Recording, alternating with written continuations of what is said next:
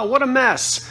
Well, I'm selling at an antique show tomorrow, and it's always fun going through the stock to try to figure out what to take. Now, I'll be taking a lot of furniture with me this time and bric-a-brac. I'll try to show you some of the things I've got that I'm going to be taking to the antique show with me. Some of it's down here on the floor, and I've got picture frames and everything. And there's the dollhouse. I'm going to be getting back to that very soon. Hadn't forgotten. That is not going to the flea market, don't worry. Okay, so stay tuned and I'll show you what I'm taking. Well, when I said flea market, I really meant antique market. It's an outdoor antique market. So here are some of the things I'm taking from the mid-century. Sometimes these are made by Turner when you have the flamingos and whatnot. But this is a stylized scene of somewhere. And it's in a mirrored, you've got the mirrored background on there. But this one is either Tyrone or Jerome, I can't remember, but it's not a Turner. But it's a great big mid-century thing in excellent condition, and the price is $45. Of course, you price things knowing that people are going to haggle with you. I know in certain parts of the country you don't do that, but it's sort of expected here on the East Coast. I guess everybody does it. But that's a really good price at $45, which means someone should snatch it up at that. But if they offer me $35, I'll probably come down to $35. A nice old oak frame here from the turn of the century, a beautiful pine shelf, which goes back, this is really pretty. This probably goes back to the 30s or 40s. And would hang anywhere you want it. It's got the hooks on the back to hang it. It could have gone in a kitchen. This is what's called a Canadian production wheel in complete and original condition, over 100 years old on that spinning wheel. Haven't put a price on that yet. Probably going to put $175 on it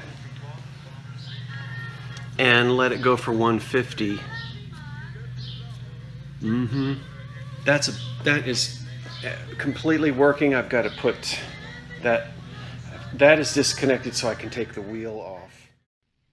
Well, I promise I'm not going to do this through the entire video, or we would be here all day and it would be annoying. But I've got to tell you, I sold the spinning wheel, and one of the things that I love about selling in person rather than in a brick and mortar shop, and this is just for me, it's the people that you meet, the conversations that you have, and the education that you get from knowledgeable folk. I knew this was a great piece. I knew the right person had to come along. And it took several hours. But a young woman came along.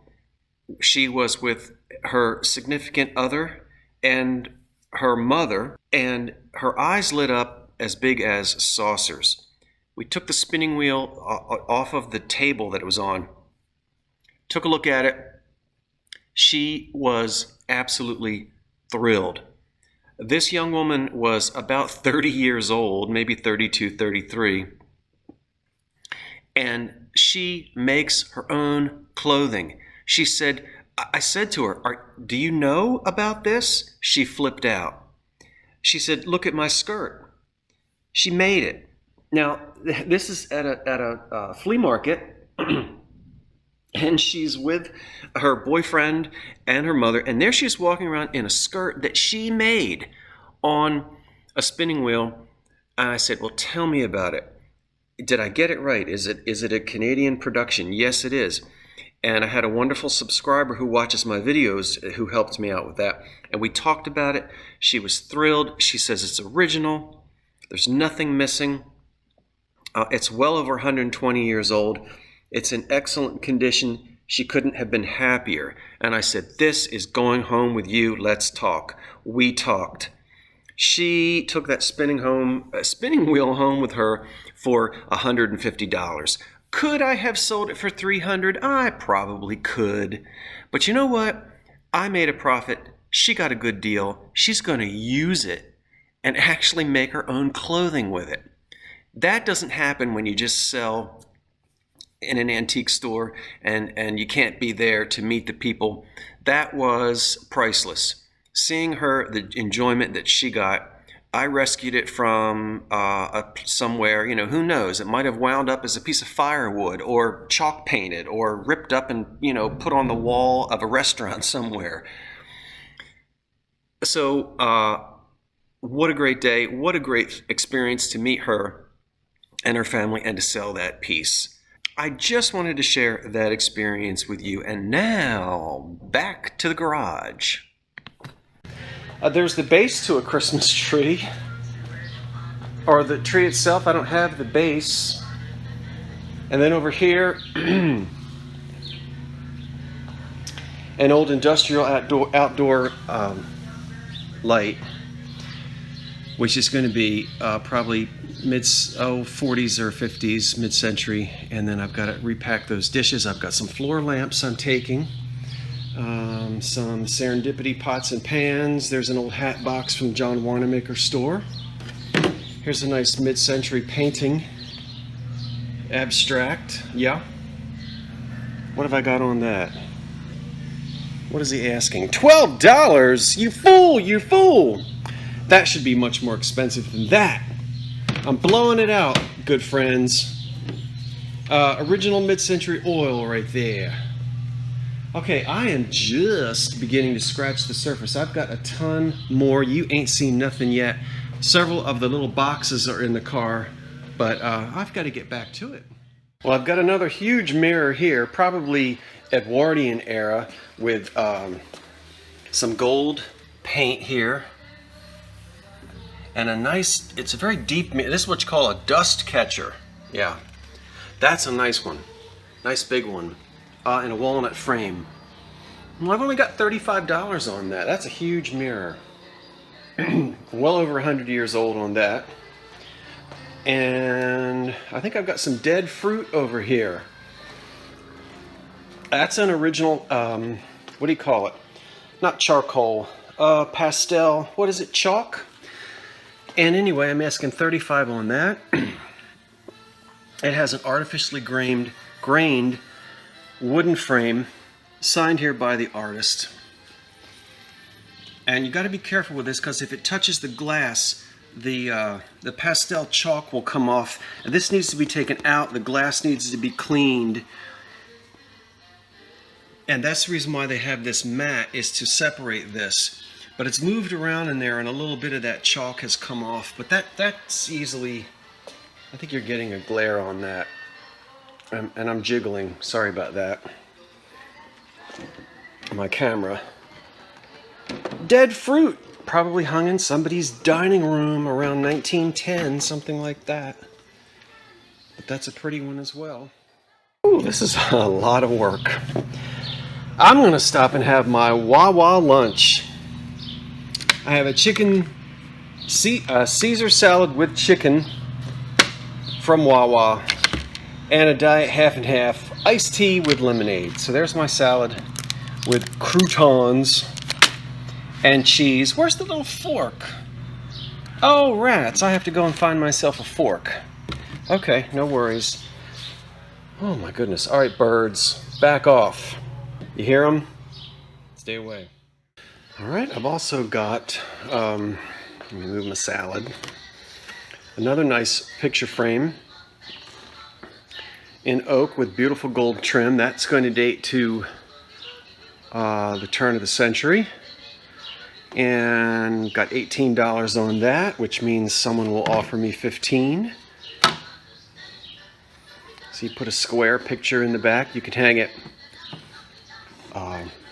landscape or the other way, depending on what picture you put in it. And then a nice old mahogany veneered Empire style mirror. That's beautiful. Flame mahogany. It's hard to see it out here because I haven't really cleaned or waxed this mirror frame yet. Turn this back. It's never been out. Look at that old wooden back on there, which is warped. And you can see that it's never been out of there. And the, look at all that oxidation. I love it. That's going all the way back to the mid to late Victorian era. And one of the things I like to do once I get everything set up, because we get to the flea markets at dark. I mean, I'll leave the house at 4 a.m. So once everything is out, I don't like to sit still, obviously. So then I take my paste wax with me and rags, and while I'm out there, while people are shopping, if they haven't already bought something like this, I will wax it. Let me get a little spit on it. Pardon that.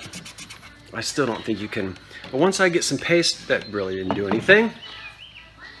Oh, it'll be beautiful with paste wax on it. You'll see.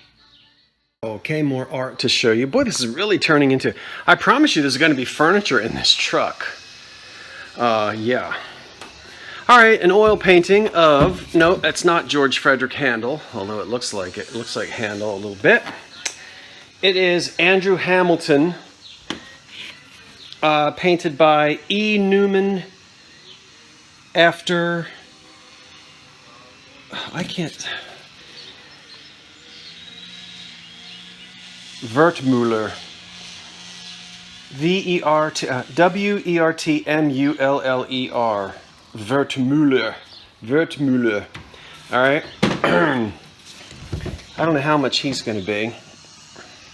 I asked if my mother wanted it, and she said no. She didn't. Here is a old 1950s thing in a pickled frame. Remember these white pickled frames? Anyway, it's probably somewhere in Europe. What does it say down here? I'll let you look at it.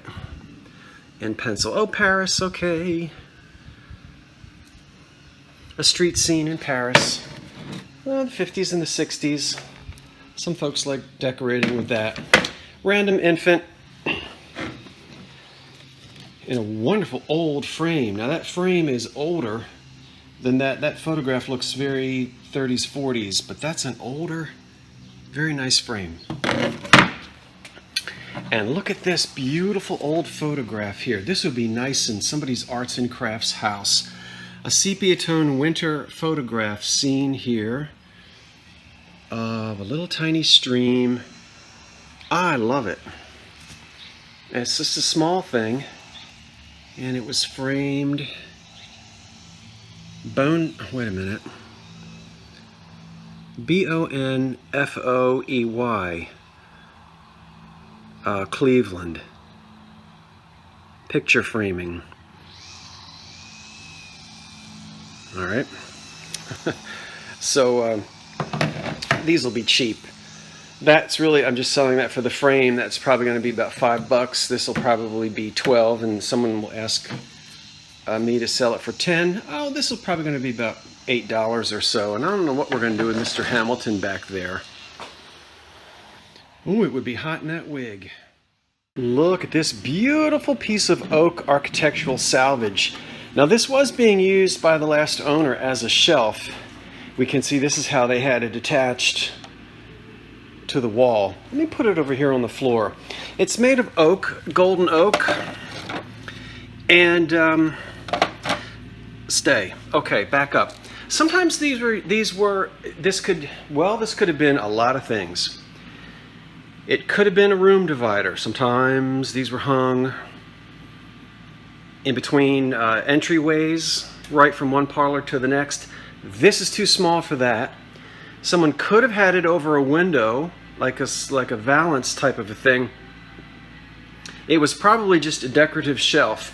I can tell it wasn't a gallery that was cut off of a pump organ or anything like that, because we can see the way it's finished here, and the way that it hung.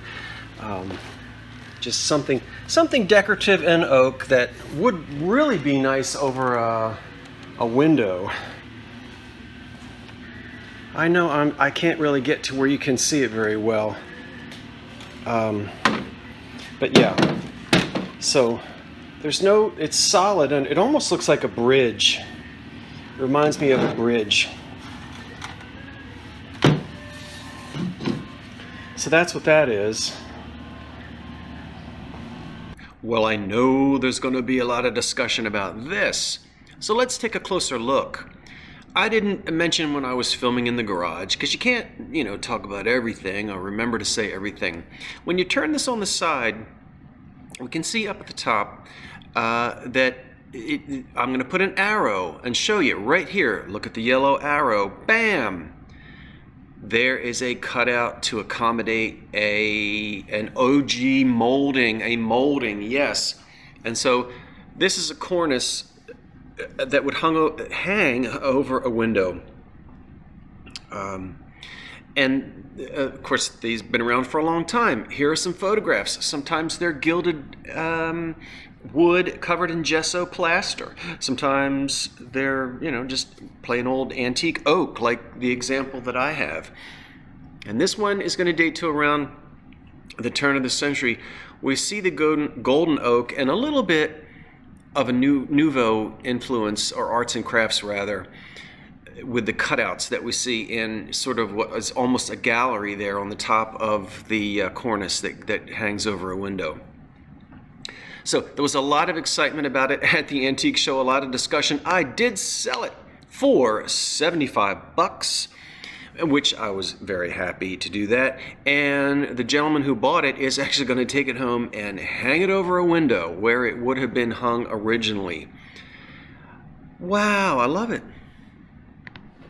I am going to go ahead and sell, or attempt to sell, my old Philco Model 70. This was a classic cathedral radio from the 30s, classic design by Philco. It has the super heterodyne circuitry, which they had to pay a lot of money to RCA to license it, because RCA owned the patents on all of that. This is in original condition. I restored the cabinet but didn't refinish it. Beautiful grill cloth, as you can see, and it's all recapped. So we've got all new capacitors. Well, let me turn it on and then I'll let you see the back of it. I think I showed you this before. Now, we're not going to get much in the middle of the day.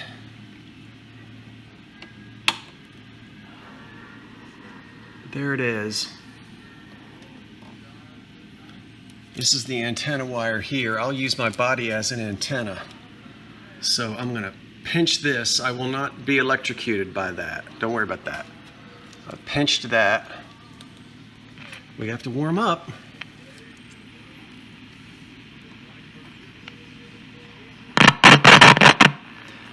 I've got a little bit of a dirty volume control here. I need to spray some cleaner on, and I'll do that before I go. Wait a minute, I've got fluorescent lights on. That's going to mess with this. Hold on.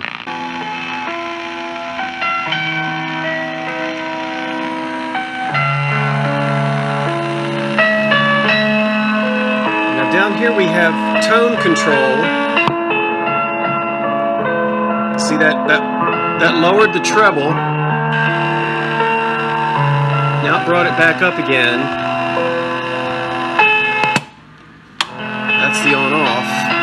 And this is the volume here. And the selector.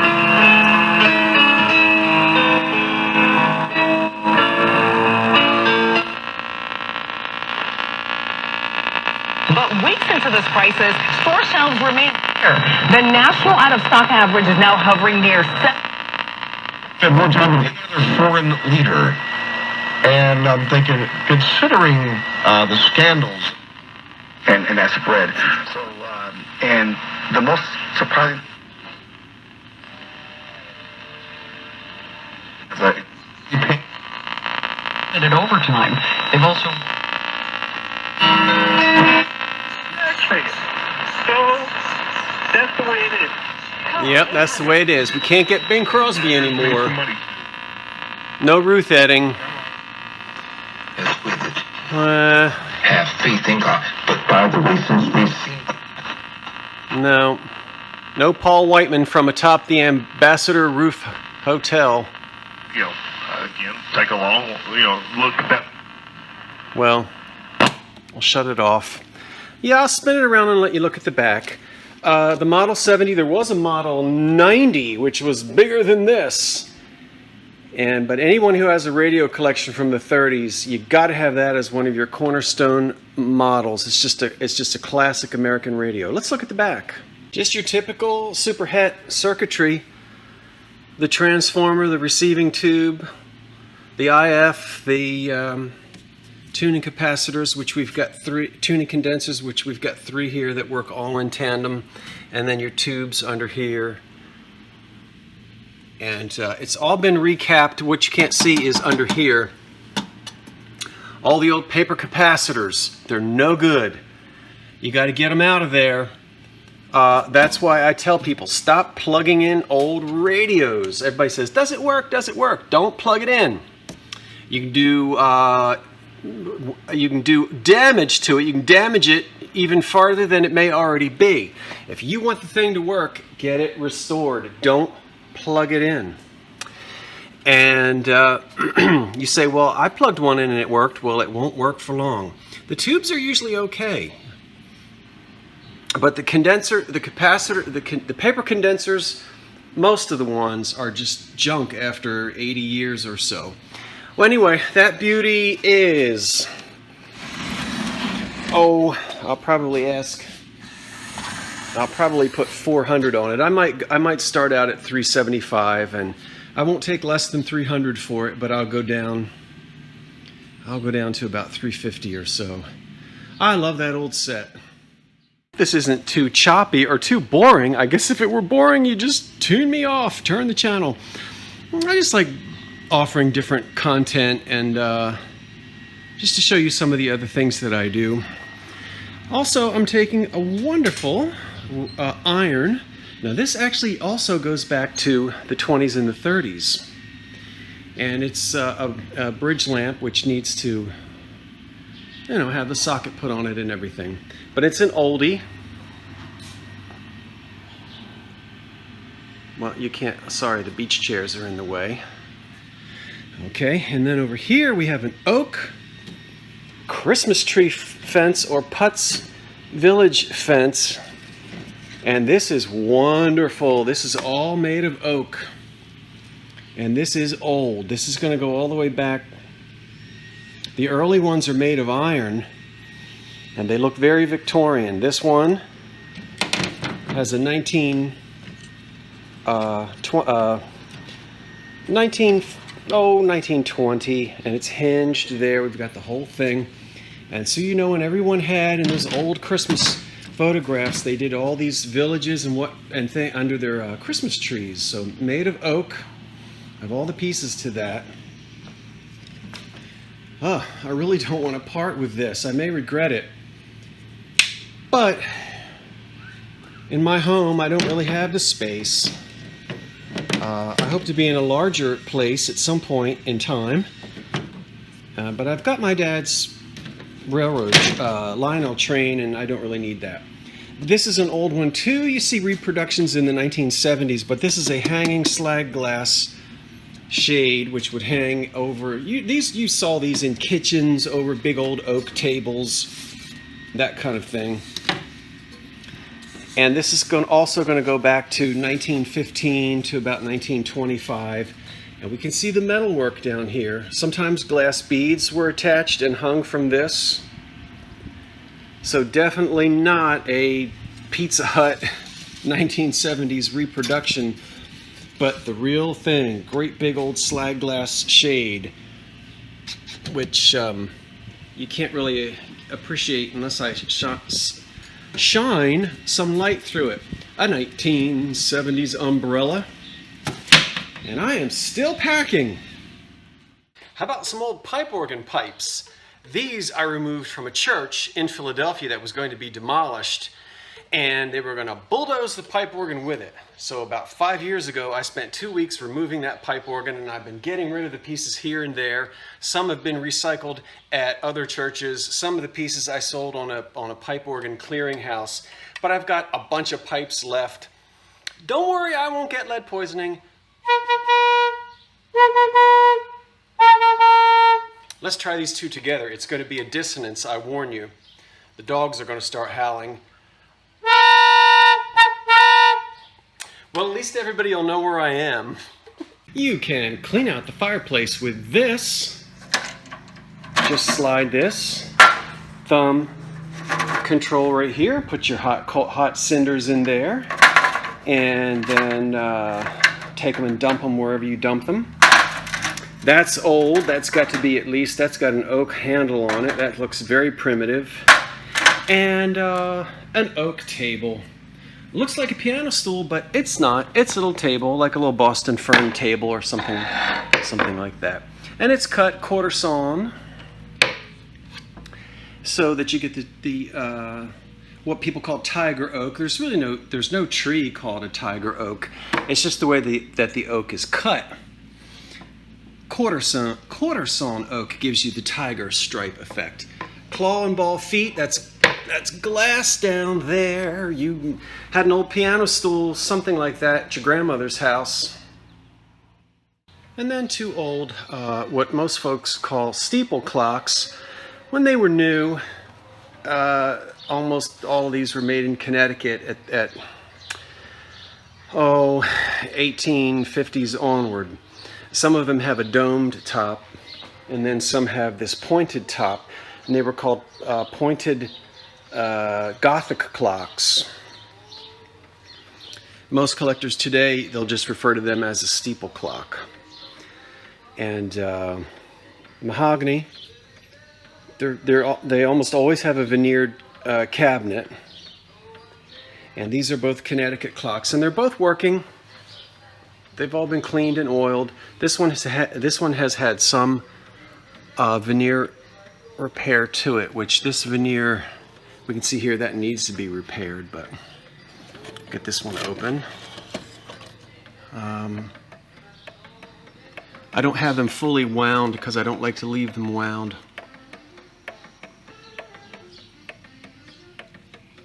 I'll let you hear this one chime.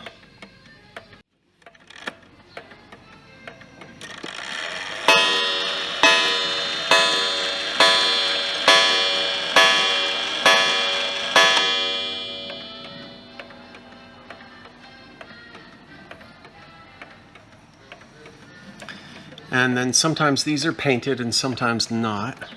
This one has, oh, let me get out of the way, a nice mirrored front. It's got the wrong pendulum on there. I think this is an Ansonia, so ignore the pendulum that's on there. We can actually activate the clock right here, the chime.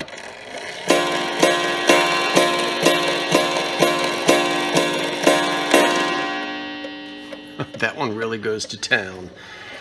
So you don't ever want to travel with a clock with the pendulum in place. And this one should have the correct weighted Ansonia. I'm going to leave this up. This is just all going to, some people just like these for decoration because they have just a wonderful antique look. So we're in the we go from the these are probably from the 1870s, 1880s. I don't really spend a whole lot of time, but that was no pun intended on that. Beautiful old clocks, American-made clocks. I won't be asking a great deal for them, although as I said, they're both in running condition. I will sell these for, well under $100 each. Beautiful. Well, thank you everyone for watching. I had a wonderful time at the antique show. I took more than what you saw in this video, and I was happy with what I sold. It was a great day. Hope you enjoyed sort of what goes on behind the scenes when I'm getting ready to pack for an antique show. I always enjoy it. I'm going to be playing some pre-recorded videos over the next couple of days because I am headed to the Jersey Shore. The beach chair is in the back of the truck, and I have several family members there and a couple of different houses, and I hope to spend 2 or 3 days. We'll see what happens. I can't get away from work for too long, but I'm certainly going to enjoy the Jersey Shore for a few days. So I will be back next week, but stay tuned to the Old Curiosity Shop. There will be new things in the store, and I will be dropping some pre-recorded videos over the next several days. It's a pleasure to have you watching. Give me your thoughts and comments in the description box below. Have yourselves a great end of the week and a wonderful weekend. I'm Scott from the Old Curiosity Shop saying wait for the cat, and so long for now.